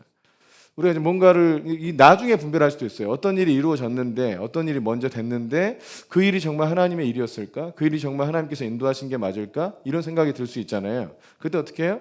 나중에라도 이 일이 하나님의 내게 하신 약속을 성취하신 일이구나, 내 기도를 성취하신 일이구나 하고 생각이 되고 깨달아지면 그게 하나님 인도하신 게 맞죠. 왜냐하면 주님은 약속을 성취하신 일을 하는 거예요. 우리의 기도에 응답하신 일을 하시고 우리에게 하신 약속을 성취하시는 일을 하시는 분입니다. 그러니까 약속의 근거에서 어떤 일을 결정하는 것이 하나님의 인도하심 받는 가장 중요한 길인 거죠. 그러니까 인도하심을 잘 받으려면 하나님께서 우리에게 주신 약속을 잘 기억하는 것, 또 우리가 하나님 앞에 어떤 소원을 올렸는지를 잘 기억하는 것. 그래서 자기의 어떤 기도 노트, 약속 노트, 주님과의 그런 기록들을 남겨놓는 것이 그냥 중요해요. 우리는 하나님 말씀을 많이 기도하고 하나님 앞에 막 헌신하고 그러면서 하나님 응답도 듣고 약속도 듣고 이랬는데 그걸 잊어버린다는 거죠. 저도 예전에 그 사역할 때 하나님께서 그 감동을 주신 게 네가 다른 이들보다 훨씬 더 많은 예배를 인도하게 될 것이다, 이런 마음을 주셨는데 저는 그때 그 당시 금요 예배를 많이 인도한다는 뜻인 줄 알았어요. 근데 금요 예배는 그냥 한 번씩 하고 끝났어, 지나 보니까. 근데 정말 많은 예배를, 일반 다른 목회자들보다 훨씬 많은 예배를 인도하게 된 것 같아요. 그러니까 지나고 보니까 이게 하나님의 어떤 약속에 근거한 일이었구나 하고 알게 된 것이죠. 자, 이게 분별의 열쇠입니다. 13장은 분별의 열쇠다. 그리고 이제 헤브론 갔다는 거. 그래서 헤브론에서 주님 또 약속하세요. 자, 13장 이제 14절부터 보면 너는 눈을 들어 너 있는 곳에서 북쪽과 남쪽과 그리고 동쪽과 서쪽을 바라보라. 보이는 땅을 내가 너와 내 자손에게 주리니 영원히 이르리라 하면서 또 거기서 이제 하나님 앞에 제단을 쌓고 예배를 드립니다. 이 헤브론이 어떤 곳이냐? 나중에 이제 사라의 무덤 막벨라 굴이 있는 곳이 이제 헤브론이고, 이제 종교의 중심지가 되죠. 신앙의 중심지가 되고 또 헤브론이 어디냐면 민수기 때 이스라엘 백성들이 이제 가나안 땅을 들어가면 거기에 에스골 골짜기 여기서 이제 포도송이 하나가 굉장히 컸다. 그래서 거인족도 살고 있었다. 그러니까 땅이 굉장히 기름지고 좋은 땅이에요. 이 땅에 가서 이제 동과 북남 동서를 다 바라보면서 보이는 땅을 다 너에게 줄 것이라는 약속을 받은 것입니다. 그러니까 아브라함은 약속을 따라갔고 롯은 자기 눈에 보기에 좋은 욕심을 따라갔어요. 이게 분별의 기준이라는 거. 그래서 12장과 13장이 시간적으로 약간 이렇게 가까워요. 그리고 14장 있죠. 14장에서는 가나안 전쟁이 있고 15장에서는 헷불 언약이 있고 이신칭이와 헷불 언약이 있고 16장에서는 이스마엘을 낳았잖아요. 육적인 자녀를 낳았잖아요. 육적인 자녀를 낳아서 이스마엘을 낳았는데 그게 86세 가나안 땅에 들어온 지 10년이 지난 때였거든요. 그리고 17장 가면 할례 언약을 하는데 이 할례 언약 할 때가 99세 때였어요. 그러니까 16장과 17장은 한 10여 년 정도의 차이가 나요. 13년 차이가 나고 자 13장은 12장과 거의 시기가 비슷하죠. 근데 14장 여기서 가나안 전쟁이 언제 일어났느냐? 여기서 여기까지가 한 9년 정도 차이가 납니다. 75세에 들어오죠. 86세가 10년이잖아요. 그러니까 9년에서 10년 정도 시간이 지나서 이 사건이 연달아 일어나는 거예요. 그래서 이 시간 순으로 사건을 연결해서 보면 이렇게 이제 하나로 보고 17, 18장 같이 있죠. 한팔 들고 중보기도 또 19장은 소돔과 고모라를 이제 불로 태우고 또 20장에는 두 번째 뻥친 사건이죠. 21장은 이삭을 낳았잖아요. 언제 낳아요? 100세에 낳았잖아요. 그죠? 22장에서는 이삭이 좀 컸으니까 좀 자르고 또 여기까지가 또 1, 2년 사이에 일어난 일이에요. 17, 18, 19, 20, 21 알겠죠? 22장에서는 이삭을 번제로 바쳤죠. 23장에서는 사라가 죽고 24장에서는 이삭이 이제 결혼합니다. 이삭이 때 나이가 40살 때. 결혼할 때가 40살 때예요. 그럼 23장, 24장 거의 비슷하잖아요. 그럼 22장 때가 언제였을까? 사라가 죽고 나서 22장에 번제로 바친 사건이 있고 사라가 죽음 사건이 있고 이것도 거의 가까운 사건이지 않겠나 이렇게 보고 있어요. 그러니까 이삭이 여기서 뭐 17살이다 이러기는 쉽지 않고요. 더 나이가 들었을 가능성도 있어요. 자, 25장에서 이제 아브라함이 죽죠. 아브라함이 죽는데 175세에 죽으니까 이때 이삭의 나이는 뭐겠어요? 75세죠. 네, 그러니까 더 시한이 있죠. 그래서 이건 뒤에 후반부로 나눈다. 그래서 12장, 13장이 시기적으로 비슷하고 14장, 16장까지가 한 덩어리, 또 17장부터 21장까지가 한 덩어리, 22장부터 나머지 25장까지가 한 덩어리 이런 식으로 진행을 하도록 하겠습니다. 자, 이제 우리 14장 공부하겠습니다. 14장은 이제 가나안 전쟁인데 연락에 가나안 전쟁 하잖아요. 근데 14장이 이제 13장에서 아브라함과 롯이 이제 분리됐잖아요. 그러고 나서 9년 10년 지났는데 그러고 났을 때 아브라함과 롯의 상태가 어땠는지가 나타나는 거예요. 그때 아브라함이 있고 이제 롯한테 어떤 일이 생겼죠. 이 롯에게 생겼는데 자 지도서를 이렇게 볼 때 여기 모여있는 도시들이에요. 여기 모여있는 도시들 소돔과 고모라 뭐 이렇게 있는 도시들이고 실상 이제 여기 시날 땅 있잖아요. 여기가 이제 나와 있는 시날 왕, 엘라살 왕, 뭐 엘람 왕 여기가 다 이쪽에 있는 도시들이에요. 여기 연합군이 여기를 지배하고 있었던 거죠. 근데 여기서 반란을 나 너희들하고 같이 너희 집에 안 살래? 우리끼리 살래? 이렇게 하니까 쳐들어왔어요. 쳐들어오고 여기 졌어. 그리고 이제 롯도 여기서 끌려가고 있었던 거죠. 끌려가고 있다는 소식을 아브라함이 듣고 여기 있는 단 지역까지 이쯤에 있죠. 단이 여기가 이제 가나안 경계예요. 경계인데 이 단 지역까지 쫓아 올라가서 이 롯을 구해서 내려오는 이 장면입니다. 자, 10년이 지나고 나니까 아브라함은 그 집에서 길리운 이 사병 병사가 318명이 있었어요. 318명이면 실상 식소들까지 생각하면 엄청나게 거부잖아요. 313명의 남자야, 남자 성인 전쟁에 나갈 수 있는 남자들. 그리고 그들의 아내들, 그들의 자녀들. 생각하면 정말 족장이었던 거예요. 아브라함은 정말 어느 한 족장의 모습을 가지고 있고. 근데 롯은 어때요? 롯은 지금 전쟁에서 이제 쫓겨서 이제 올라가는 포로로 끌려가는 신세가 된 거죠. 그러니까 10년 지나고 나니까 언약을 따라갔던 아브라함과 눈에 보기에 좋은 거, 향락을 즐기고 뭔가 세상 문화를 좋은 걸 따라갔던 롯의 모습이 이렇게 갈리는 거예요. 전쟁이 날 줄 어떻게 알았겠습니까? 이 전쟁이 날 줄? 오늘날도 비슷하지 않습니까? 러시아가 우크라이나를 칠 거라는 어떤 많은 예고들은 없지 않아 있었겠지만 그럼 실제로 이런 전쟁이 이렇게 장기화되고 좀 길어질 줄 누가 어떻게 알았겠어요? 뭔가가 있는 거죠. 하나님의 어떤 영적인 원인들이 존재하는 거예요. 어떤 선택을 했느냐, 하나님 언약에 따른 선택을 했느냐, 그렇지 않았냐가 결정이 되는 건데, 여러분 저는 우크라이나 전쟁도 살펴보면 어떤 일이 그 전에 중요한 언약에 근거한 선택을 한 게 아니고 그렇지 않은 선택을 했을 가능성이 높다고 봐요. 그걸 한번 연구해 보시면 좋을 것 같아요. 근데 여기서 이제 중요한 건 뭐냐면 아브라함이 이렇게 내려오는데 누굴 만납니까? 두 사람을 만나요. 첫째가 누구냐면 소돔왕이에요. 여기에 이제 롯이 살고 있었잖아요. 또 한 사람 누구예요? 네, 멜기세덱이에요. 재밌는 건 이거예요. 소돔왕을 만난 건 이해되죠. 소돔왕을 어차피 여기까지 롯을 데려오니까 만난 건 이해돼. 이제 여기가 멜기세덱은 살렘왕이잖아. 살렘왕. 예루살렘왕. 살렘왕. 그러니까 살렘왕을 만나는데 소돔왕을 만나는 건 이해되는데 멜기세덱을 어떻게 왜 만날까? 근데 멜기세덱을 만나는 걸 보니까 18절에 나오죠. 살렘왕 멜기세덱이 떡과 포도주를 가지고 나왔으니 그는 지극히 높으신 하나님의 제사장이었더라 하고 소개가 되잖아요.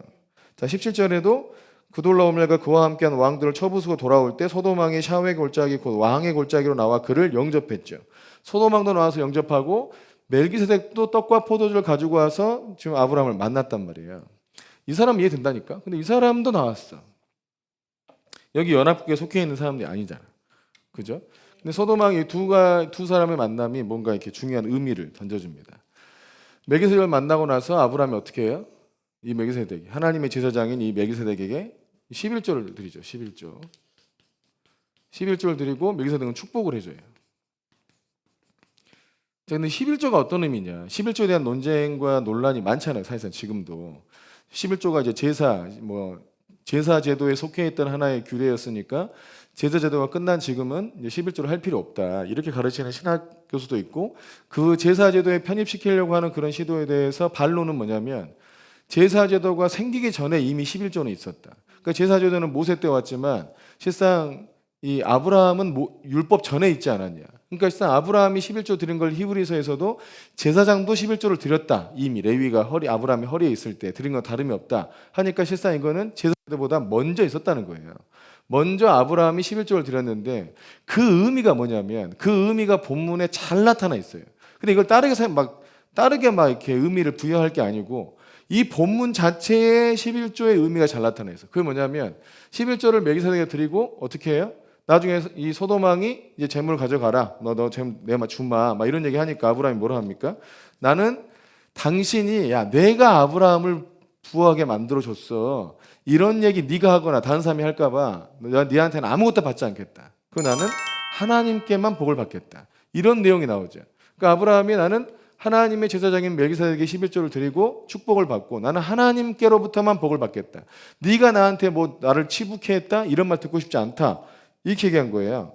자 22절에 아브라함이 소돔왕이 사람은 너 내게 보내고 물품은 네가 가져라. 이러니까 아브라함이 천지의 주제이시고 지극히 높으신 하나님께 내가 손을 들어 맹세하노니 너의 말이 내가 아브라함으로 치부하게 하였다 할까 하여 너한테 속한 거는 하나도 가지지 않겠다고 이 얘기를 하는 거죠.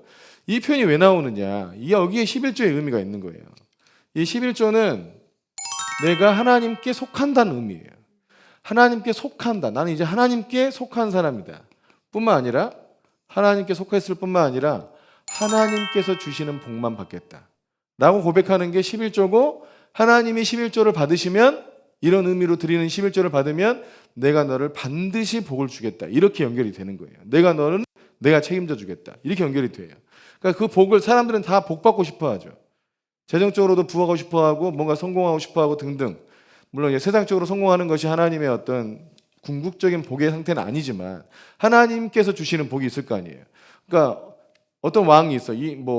김정은한테 속하면 공산당 되고 막 거기서 공산당원으로서 누리는 뭔가 복을 줄 거 아니야.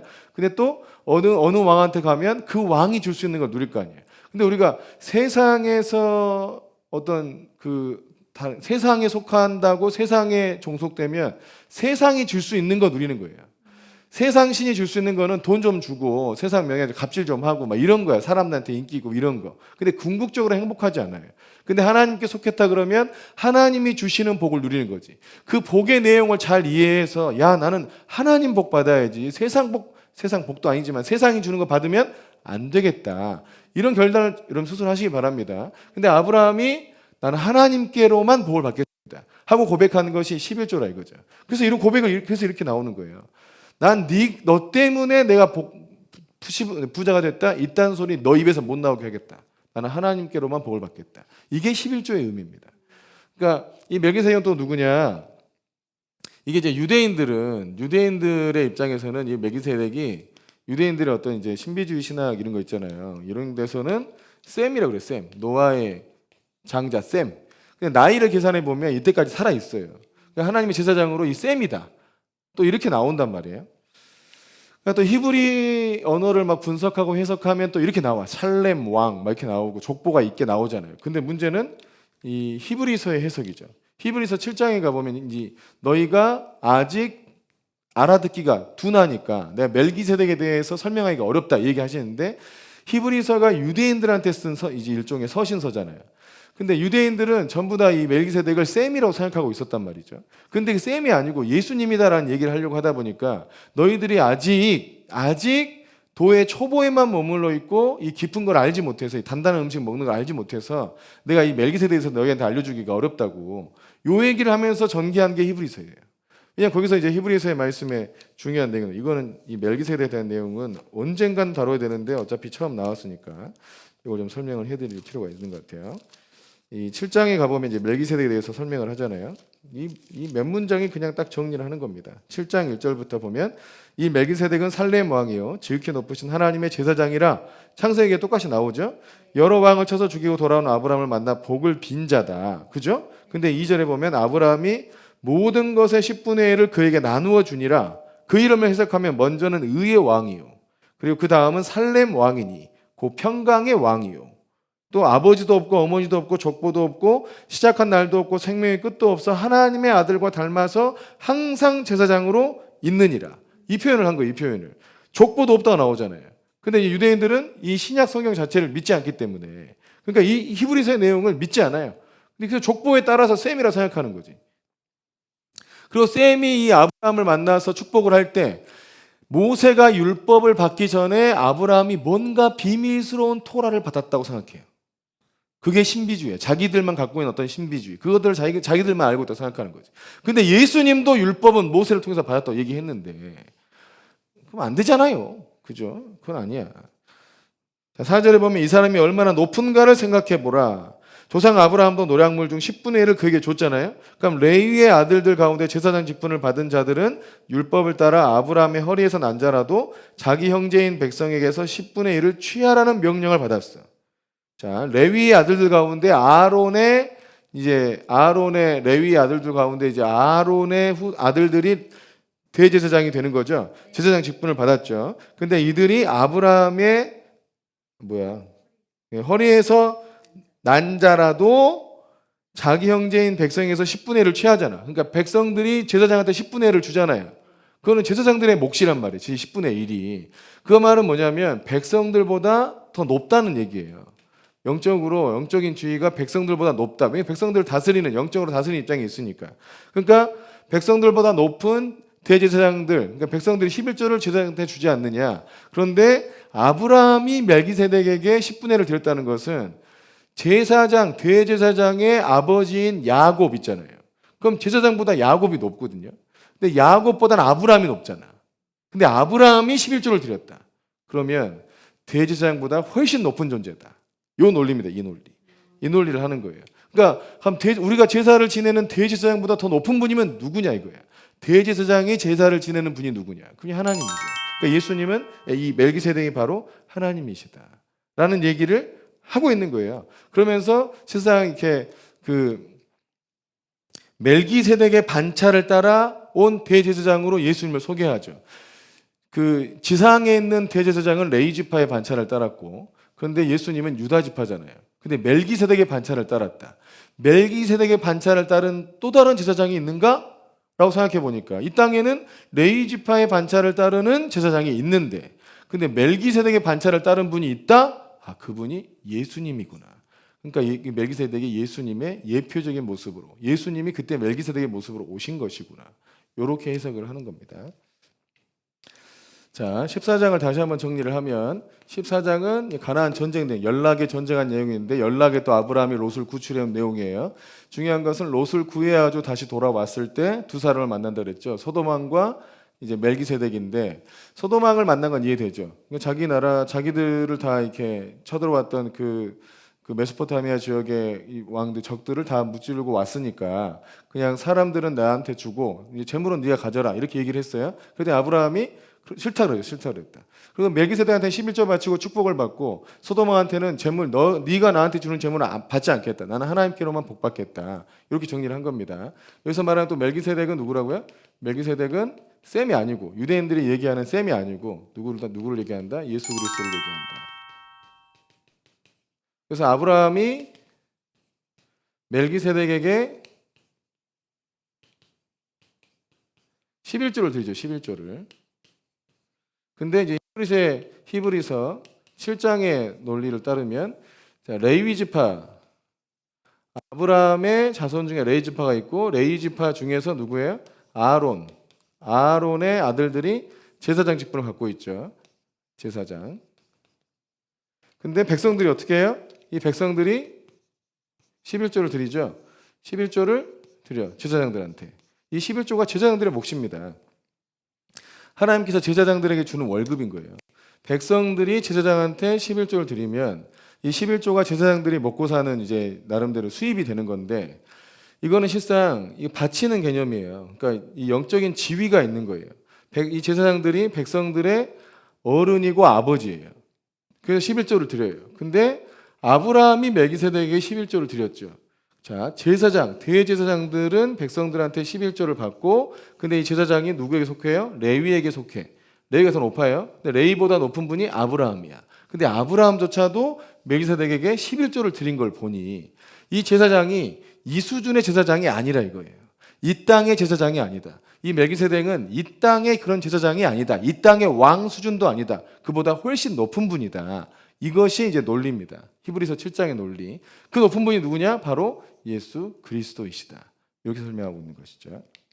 자, 이제 창세기 15장을 가보죠. 창세기 15장을 가면 이제 그런 14장 사건이 있었잖아요. 너무 은혜로운 사건이 있었어. 그런데도 불구하고 아브라함 마음에 좀 쉽지 않은 게 있었어요. 왜냐하면 롯이 어떻게 보면 롯은 아브라함에게 있어서는 어떤 존재였어요? 롯은 어떤 존재였습니까?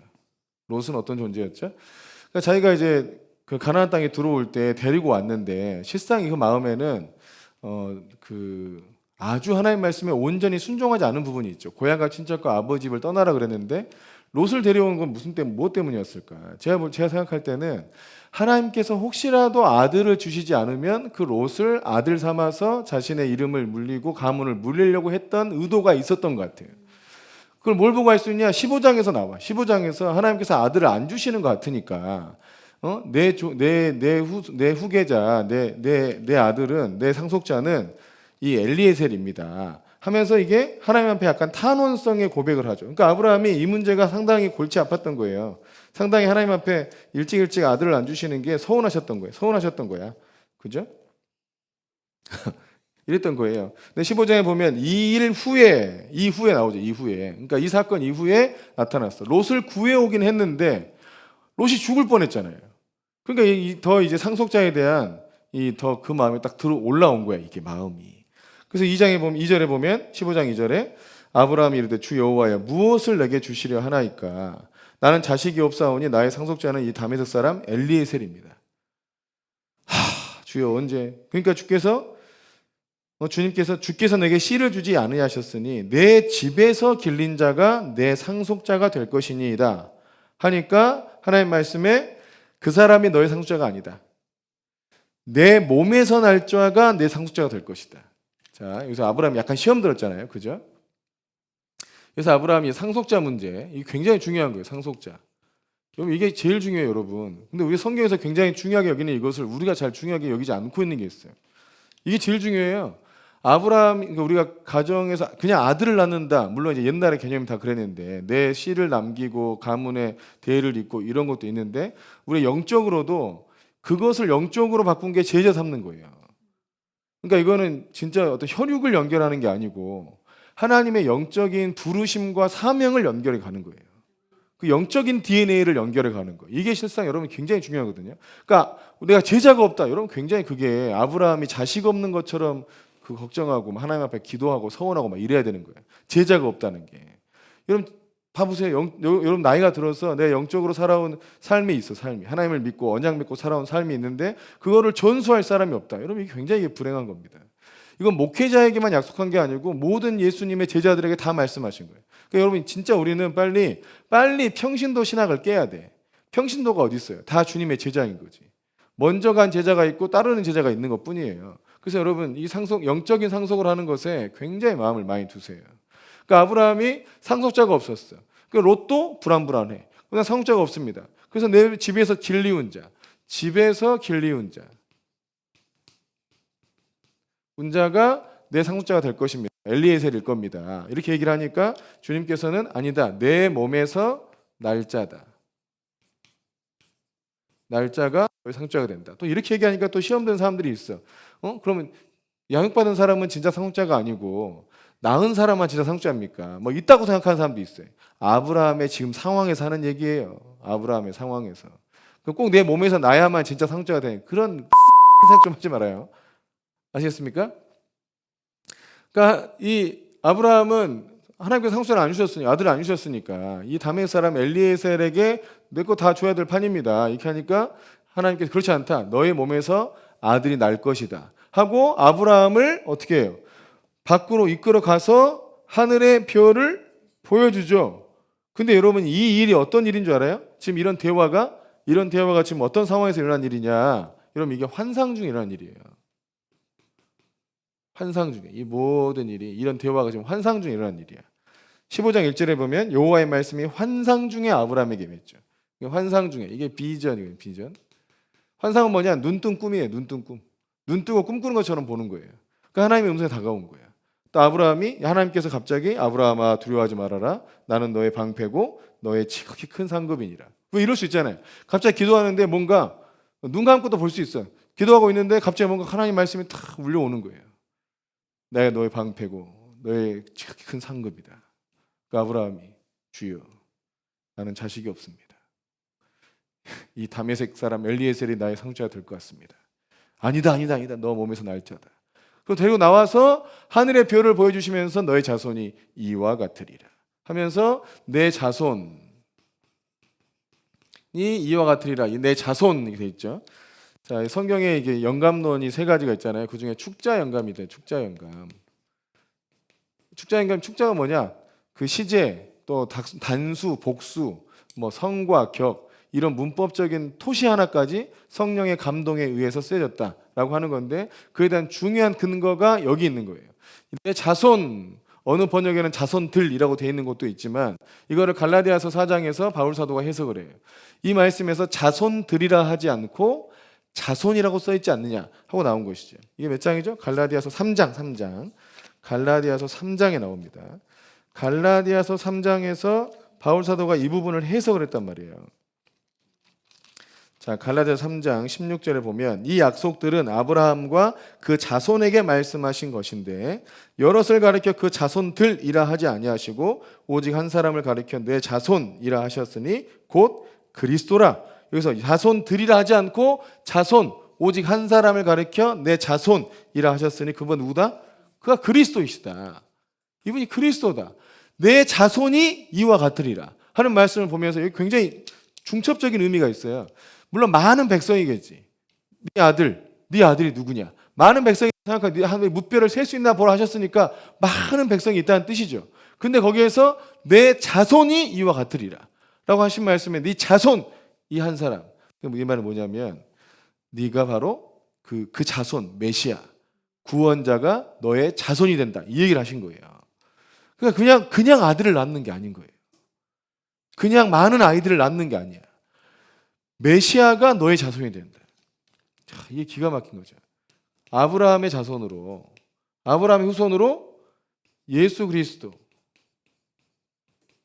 그러니까 구원자, 하나님의 아들이 오실 것이다. 요 얘기를 하신 거예요. 요 얘기를. 근데 실상 우리가 신학적으로 볼 때 이 아브라함을 부르시고 아브라함에게 이 약속을 하신 분이 누구냐면 그분이 예수님이에요. 왜냐하면 그 예수님이 사람 되어 오신 거거든요. 그러니까 구약에서 여호와 하나님이라 불렸던 그 하나님이 사람 되어 오신 거예요. 이게 신학의 굉장히 중요한 흐름이에요. 그래서 구약 시대 때는 성부 하나님이 역사하시고 예수님이 오셔서 예수님의 시대, 성령의 시대 이렇게 해석하는 게 아니고 그건 이제 좀 잘못 나눈 것이고요. 창조 때부터 예수님이 하셨어요. 성부 하나님의 계획하심을 따라 성자 하나님께서 창조의 유업을 창조하셨어요. 예수님이 창조하신 거예요. 요한복음 1장에 나오잖아요. 1장 1절에. 태초에 말씀이 계시니라. 그 말씀이 하나님과 계셨고 그 말씀이 곧 하나님이시니라. 그 말씀이 세상을 창조했잖아요. 예수님이 세상을 그 말씀이 육신되어 우리가 놓으셨다. 그 세상을 창조하신 그 말씀 하나님이 아담을 지으시고 아브라함을 부르시고 아브라함에게 이 말씀을 하셨다 이거예요. 그러면 예수님 좀 기가 막히지 않습니까? 이 예수님이 아브라함과 얘기하면서 아브라함아 네 자손이 이와 같으리라. 이 뜻이 뭐예요? 내가 너의 후손으로 갈 것이다. 내가 너의 후손으로 가서 온 민족을 구원할 것이다. 기가 막힌 얘기를 한 거예요. 이거를 아브라함이 이걸 이해했을까 못했을까? 이게 너무 궁금해. 근데 아브라함이 이거를 믿었다고 나옵니다. 6절에 아브라함이 여호와를 믿으니 여호와께서 이를 그의 의로 여기셨다. 아브라함이 믿으니 하나님께서 이것을 그의 의로 여기셨다. 이랬잖아요. 이 부분을 잘 이해해야 돼. 잘 보세요. 하나님께서 내가 너의 후손으로 갈 것이다. 기가 막힌 말씀이잖아요. 또 많은 민족이 다 너의 후손이 될 것이다. 두 가지 의미가 중첩되어 있다 그랬어요. 근데 이것을 아브라함이 자식도 하나도 없는데 믿은 거예요. 이 일을 이루실 하나님을 믿었어요. 그리고 그 일이 성취될 걸 믿었단 말이에요. 그거를 믿으니까 하나님께서 그래 바로 그거야. 그래 바로 그거야. 너는 내가 한 말을 받을 자격이 있어. 그 자격이 뭐예요? 믿음이다. 그 자격이 있다. 그게 의예요. 너는 내가 준 축복을 받을 자격이 있어. 그게 의예요. 그게 의롭다는 뜻이에요. 이 의로움이 여호와의 성전에 들어갈 수 있는 자격이에요. 하나님의 나라에 들어갈 수 있는 자격이 그 의예요. 아멘이십니까? 그 의로움이 있어야 하나님 나라에 들어갈 수 있어요. 잘 생각해야 돼. 돈으로는 못 가요. 하나님 나라. 믿음으로 가는 나라. 믿음으로 간다고 했는데 실상은 더 정확한 의미는 의로워야 가는 거예요. 하나님 나라는 의의 나라고 하나님께서 의의 하나님이시기 때문에 우리는 의로워야 하나님 나라 갈 수 있고 의로워야 하나님의 복을 받을 수 있고 의로워야 하나님의 언약을 누릴 수 있어. 의로워야만. 근데 의를 우리가 어떻게 얻느냐? 두 가지 방법인데 하나님 모든 말씀을 100% 항상 순종하면 의예요. 근데 그럴 수 없잖아요. 그래서 사람은 항상 불의할 수밖에 없다 이거죠. 왜냐하면 우리 아담께서 죄를 범하셔서 우리 안에 죄성을 물려주셔가지고 이 죄성이 있고 죄성의 지배를 받지 않을 수 없고 죄성에 따라 계속 죄를 짓고 살기 때문에 도저히 의로울 수 없다 이거죠. 그래서 율법으로 말미암는 의예요. 그게 이 죄성을 가진 인간이 그 율법을 다 지켜서 의로워지려고 하면 안 돼. 그게 유대인들이 율법으로 말미암는 의를 추구한 거죠. 그래서 그렇게는 의롭다함을 받을 육체가 없기 때문에 하나님께서 그 율법에 다른 하나님의 의를 나타내셨어요. 그게 바로 예수 그리스도를 믿음으로 말미암는 의다. 로마서 3장 21절에 예수 그리스도를 믿음으로 말미암는 의라는 것을 주님께서 길을 여셨죠. 그게 이미 창세기 15장 6절에 나와 있다는 거예요. 믿음으로 말미암는 의가 있다는 거예요. 할렐루야. 우리가 오직 율법 다 순종한다고 율법도 모르고 율법에 다 순종할 수도 없고 그런 존재라는 걸 빨리 인정하세요. 우리는 못해 그거를. 하나님 앞에 의로워질 수가 없다 이거야. 하나님 앞에 의로워질 수 없고 내가 공부를 잘해서 돈을 많이 벌어서 하나님 나라에 뭐 쓴다. 그게 의가 아니야 그게. 여러분 그게 의롭다는 게 아니에요. 성공하는 게 의로운 게 아니에요. 내가 좀 뭐 좀 잘나고 예뻐지고 살 빠지고 이게 의로운 게 아니에요. 여러분 그거는 여러분 마음속에 있는 세상의 의예요. 세상의 의. 세상에서 성공하려면 어떻게 된다? 세상에서 좀 인기 있으려면 어떻게 된다? 뭐 날씬하고 예쁘고 돈 있고 그걸 의라 생각하는 거예요. 사람들이. 성도들마저도 그걸 의라 생각해. 내가 이 세상에서 잘 살 수 있고 내 세상에서 이 세상에서 좀 잘 살았다. 좀 복을 받았다라고 생각하는 걸 돈 버는 걸 생각하잖아요. 그러니까 돈 버는 걸 의라 생각한다고. 이러면 이게 세속이고 만몬의 영향인 거예요. 또 뭔가 성공하면 그걸 또 의라 생각하잖아요. 아니에요, 그런 게. 하나님 나라는 그게 아니고 믿음이 의입니다. 봐보세요. 하나님께서 말씀하신 바대로 다 믿고, 근데 그 믿었던 것이 내 생에 나타나지 않았어요. 그러면 실패했어. 바울사도가 그랬죠. 자기 감옥에서 숨겨 죽었잖아요. 대형교회 이렇습니까? 아니잖아요. 근데 그 끝까지 믿음으로 살았잖아요. 그래서 그는 의의 면류관을 바라보고 산 거예요. 근데 오늘날은 막 세상 성공해가지고 대형교회를 이루고 또 뭐 뭔가 성공해서 물질적 자유를 이루고 또 막 다 좋은 옷 입고 다니고 떵떵거리고 살고 뭐 어떤 중요한 보직을 얻고 이런 거를 세상에서 의라 생각한다 이거야. 이해돼요? 그러니까 하나님 나라는 하나님 말씀을 믿음으로 말미암아 의에 이루는 길이 있다. 이 길을 주님이 알려주신 거예요. 너희는 죄인이라서 어차피 너희가 율법에 순종하는 것은 안 된다. 율법을 거역하려고 하는 본성이 있는데 어떻게 되냐. 그러나 믿음으로 말미암는 의의 길을 주님이 알려주셨다는 거예요. 그래서 아브라함은 믿음으로 말미암아 의에 이른 거예요. 아내를 누이라 속여도 예수님의 말씀을 믿었기 때문에 의로 여겨짐 받는 거라고요. 이해되십니까? 근데 세상은 뭐예요? 돈으로 말미암아 의로워져요. 돈이 있으면 의롭다 생각한단 말이에요. 특히 우리나라는. 아시겠죠?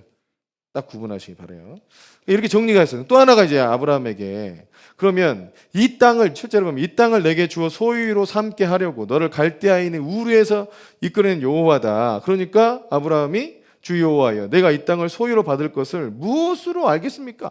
주님께서 이 땅을 나한테 준다고 하는데 전부 이방인들 뿐이고 내가 어떻게 이 땅을 정복하냐고. 알 수가 없지 않냐.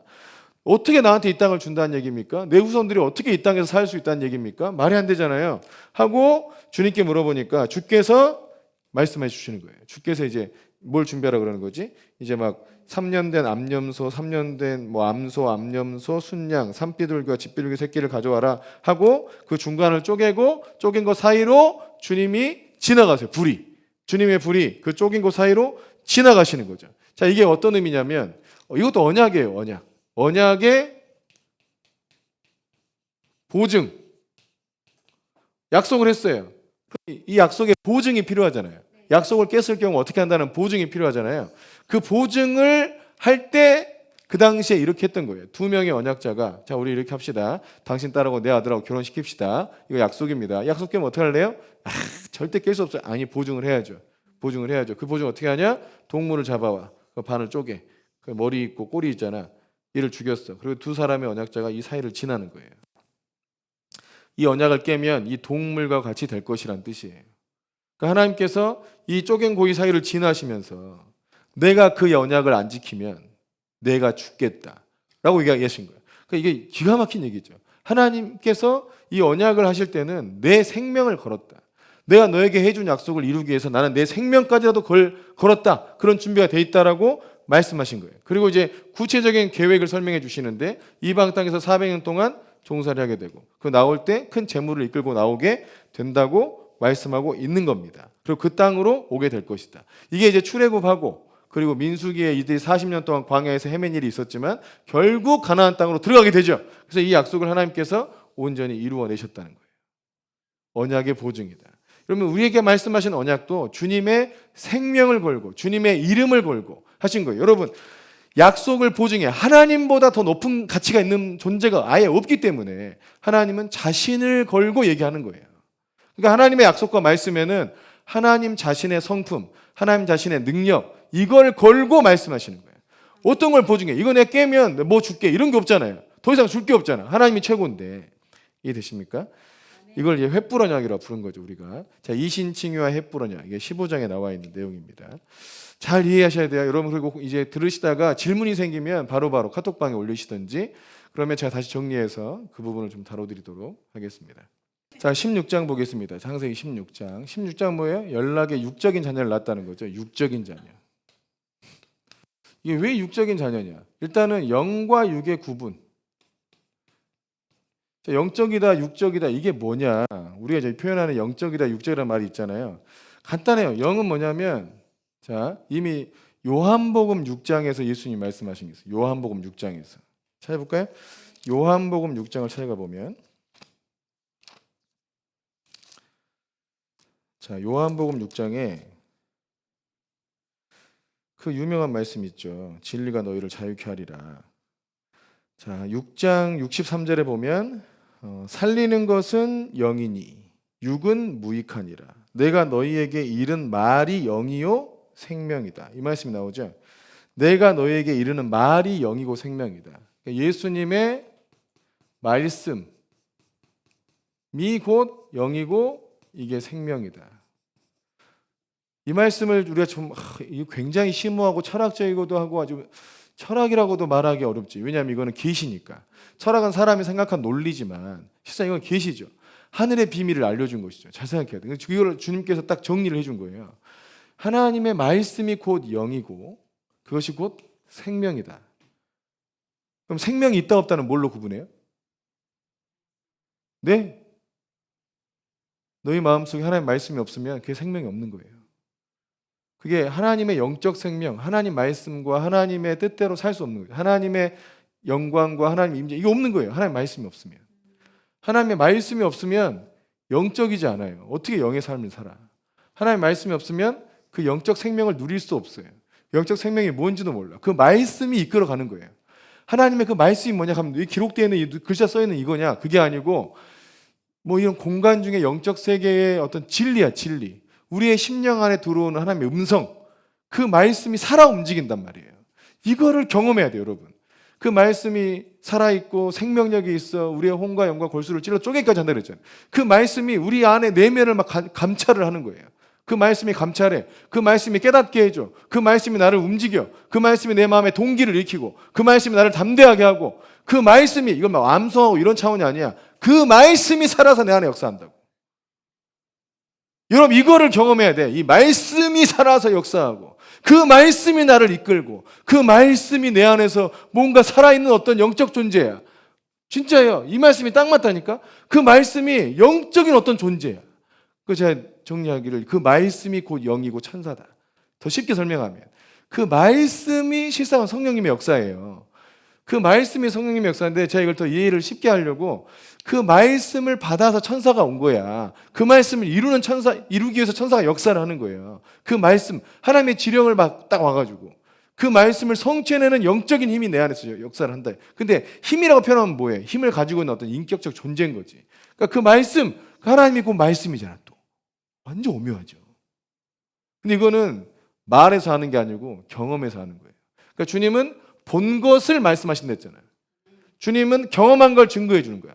그래서 이거를 설명이 뭐하니까 증언하는 거예요. 저도 얘기하는 거예요. 이거 어떻게 원리로 설명을 해? 증언하는 거지. 그 말씀이 나를 이끌었다. 그 말씀이 내 마음을 바꿨다. 그 말씀이 내 안에 들어오니까 내 죄성을 이기게 하시더라.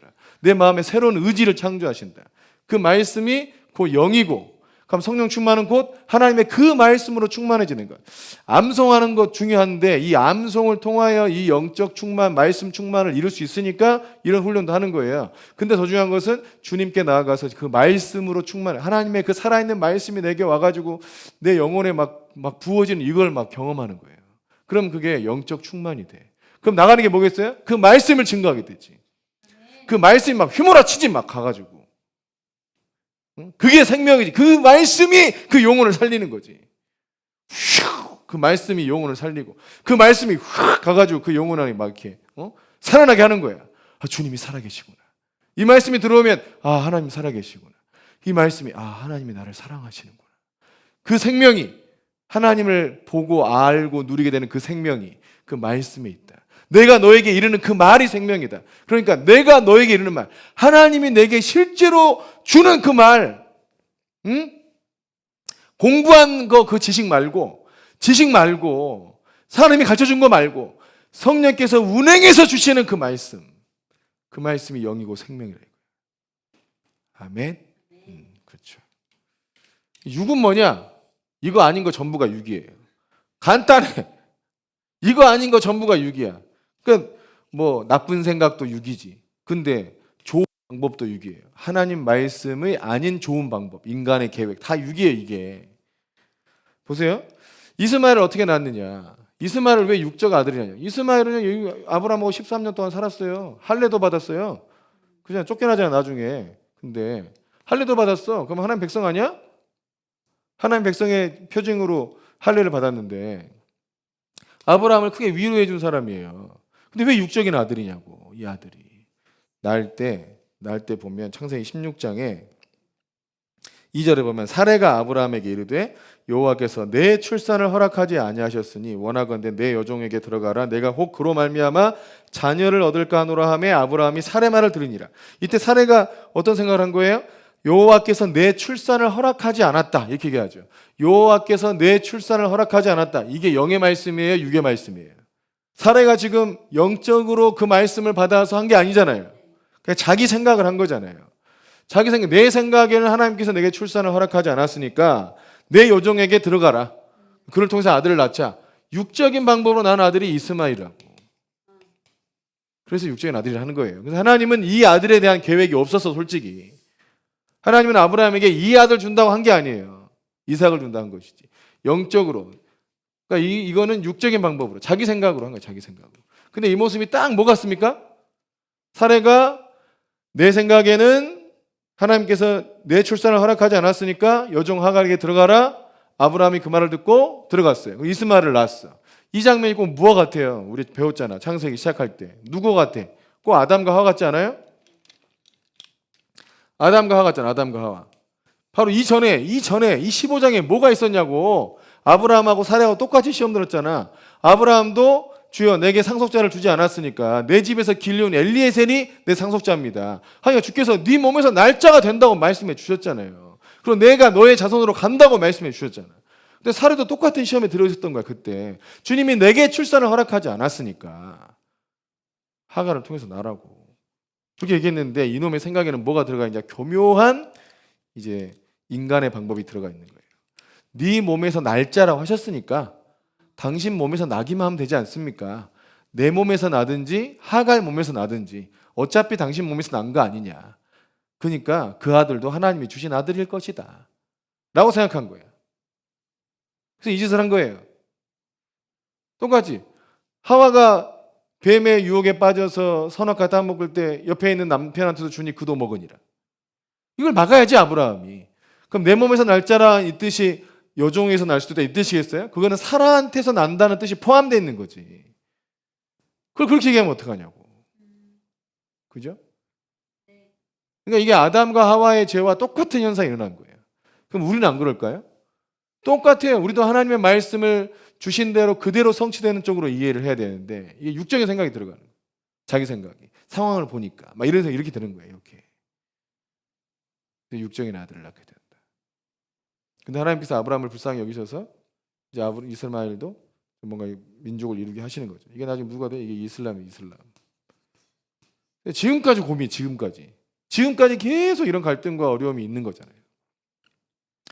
그래서 여러분 이 16장에서 우리가 정말 배워야 될 것은 하나님께서 말씀하신 바대로 그대로 이루신다는 것을 여러분 기억하시기 바라요. 우리 교회 건물을 인수하고 여기로 들어오고 여기로 들어온 게 정말 하나님의 뜻이 맞느냐 저에게 보여주신 그 환상이 있었다니까요. 아버지 집의 환상. 그게 4층, 2층에서 내려오면 2층 위 딱 내려보면 딱 그 모습 그대로 있어.